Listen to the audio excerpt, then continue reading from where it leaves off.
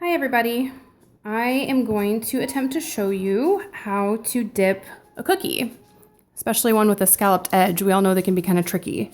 So I had some leftover cookies here that I'm going to go ahead and show you. I'm going to actually use the bottom of it instead of the top just because I had used one of my stamps.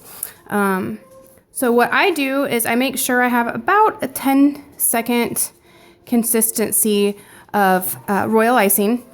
You could maybe make it slightly thinner, but I kind of like it at right around 10 seconds, just so that way it doesn't roll off the edge of the cookie. So if you need to add a couple of spritz with like a spray bottle during the process, just so that way it's not starting to crust up on you, I do recommend doing that. You want it to be really smooth. You don't want it to be starting to dry out as you're trying to dip. So giving it a little bit of a stir here and there is good too. But each time that you stir, you're risking adding air bubbles as you're watching me stir it.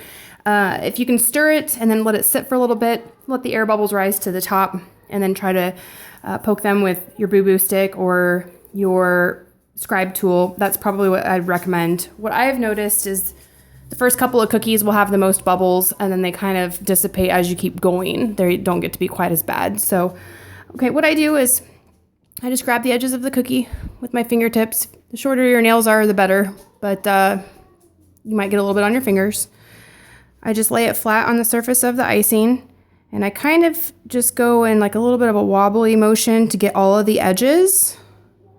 And then I lift.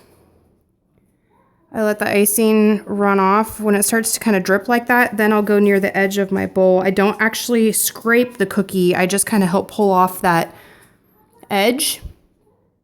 And then what I'll do is I'll just give it some shakes.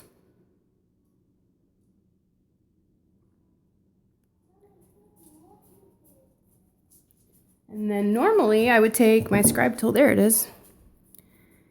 I would pop some of the bigger air bubbles, which like I said, the more of these that you do, the bubbles will start to lessen. These particular cookies are getting covered with edible images, so I don't have to worry quite as much about the air bubbles. But as it sits, the icing will start to flatten out, but as you can see, it's got a nice clean edge. I'm not having to clean anything up. Let me go ahead and try another one. I would like to get a little bit more icing on it this time. So again, I'm going to grab the edge a little bit, stick it down in my icing, give it a wiggle so all the edges make contact with the icing, lift. You can kind of give it a little bit of a shake to help some of the icing come off. Turn it over, give it a few shakes. Sorry, I was trying to get a better grip on it.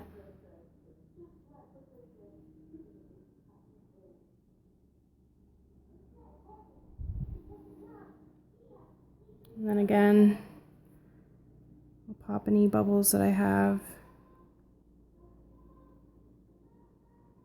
It's really all about icing consistency. If you have the right consistency, it's not going to roll off of your cookie, but it is going to smooth out as it sits, so that way you're not stuck with a whole bunch of ripples and an uneven surface, which can actually cause problems later depending on what you're going to be putting on your cookie. If you're using a stencil or something like that, you want to have a fairly flat, even surface. So you can go ahead and give it like one more shake if you want. Let it sit, and it'll start to even out more as it sits as well. But anyway, sorry, this is a horrible looking cookie. If your dough looks like that, you need to throw it away.